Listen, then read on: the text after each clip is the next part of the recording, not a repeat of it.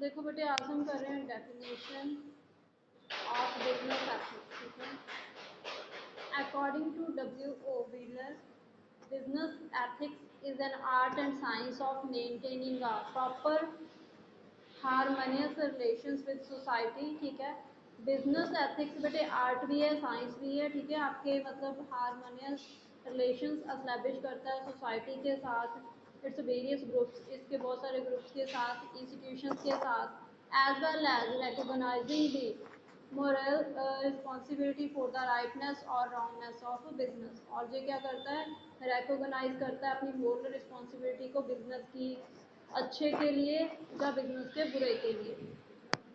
Elements of business ethics. Business ethics is beneficial both the business and society. Business ethics beneficial है business के लिए भी, society के लिए भी। देयरफॉर इट इज नेसेसरी, तो ये जरूरी है that day to day working of the business should give the glimpse of ethics. कि जो मतलब डे टू डे वर्क हो रहा है किसी भी बिजनेस में, डेली बेसिस पे वर्क हो रहा है, उसको एथिक्स के अंडर लेके आया जाए। In order to ensure the glimpse of ethics, it is necessary to focus the attention on the elements of business ethics. These elements are the following: top management commitment. For the ethical conduct to be found in an organization to a large extent, ठीक है, किसी भी business organisation में ethical conduct का पाया जाना बहुत ज़्यादा डिपेंड करता है उसके टॉप मैनेजमेंट के ऊपर। एथिक्स बेटे रूल्स रेगुलेशंस होते हैं, मैंने बताया था आपको। ठीक है, तो रूल्स रेगुलेशन का पाया जाना ऑब्वियस है टॉप मैनेजमेंट के ऊपर ही डिपेंड करेगा। In order to get positive results, सही रिजल्ट्स लेके आने के लिए, द चीफ एग्जीक्यूटिव ऑफिसर, जो चीफ एग्जीक्यूटिव ऑफिसर होएगा, and the other top level managers, and जो बाकी टॉप लेवल मैनेजर्स होंगे, should be committed to ethics. ठीक है, तो वो कमिटेड होने चाहिए रूल्स रेगुलेशंस को लेके एथिक्स को लेके। Publication of code. It is required that business units should publish the principles of conduct in writing. ठीक है, मतलब ये भी जरूरी है कि जो भी बिजनेस के एथिक्स हैं, जो भी रूल्स रेगुलेशंस हैं, ठीक है, उनके कंडक्ट के लिए, उनके बिहेव के लिए, वो रिटर्न में हो।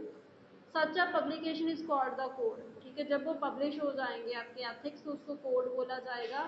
In the code is included, code में रूल्स रेगुलेशंस में क्या होएगा, ऑनेस्टी होएगी कि ईमानदारी से काम करना है, लॉ को है ना एडहायर करना है, मतलब लॉ को फॉलो करना है।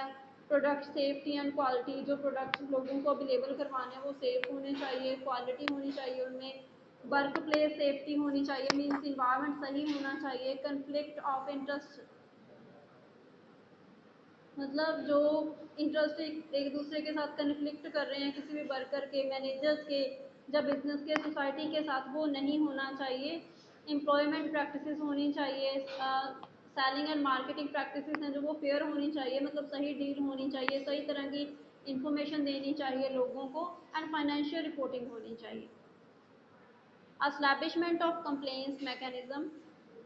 इन order to ensure complaints of ethical standards, मतलब इस बात को यकीनी बनाने के लिए कि जो स्टैंडर्ड्स हैं, एथिकल स्टैंडर्ड्स हैं, उनको पूरा किया जा रहा है, उनको फॉलो किया जा रहा है। Suitable mechanism should be established, सही मैकेनिज्म होना चाहिए, सही वे होना चाहिए।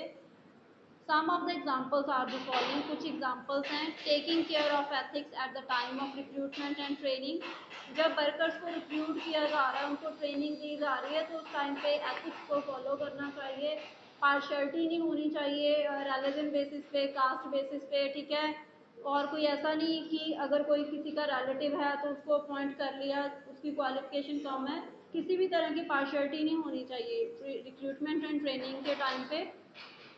Auditing the day-to-day working continuously in order to know the extent of complaints। ठीक है, मतलब डे टू डे जो काम हो रहा है उसको डेली बेसिस पे चेक करना। Following such a communication system, इस तरह का कम्युनिकेशन सिस्टम फॉलो करना। As may give the workers the information, जो कि वर्कर्स को जानकारी देगा रिगार्डिंग द अनएथिकल कंडक्ट, अगर बिजनेस में कुछ भी गलत हो रहा है उसके बारे में।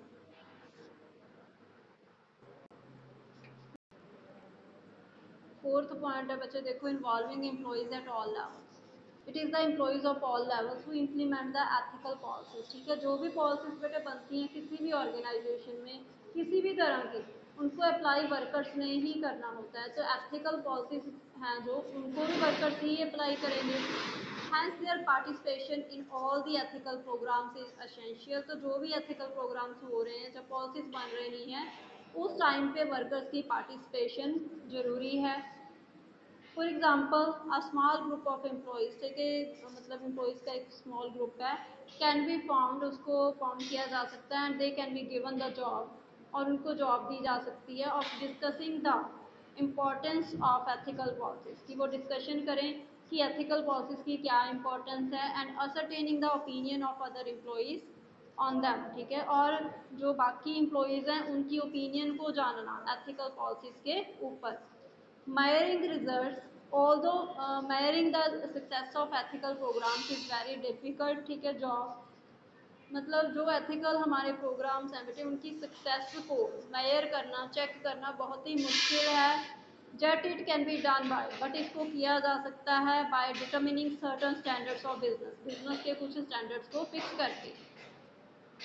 It is on the basis of these results, इन रिजल्ट्स के बेसिस पे, that an outline for future, future के लिए एक आउटलाइन, ठीक है, सॉरी फ्यूचर एक्शन के लिए एक आउटलाइन, ठीक है, प्रिपेयर की जा सकती है बिजनेस एथिक्स को लेके। हाँ जी बेटे, चैप्टर आपका डन है जी।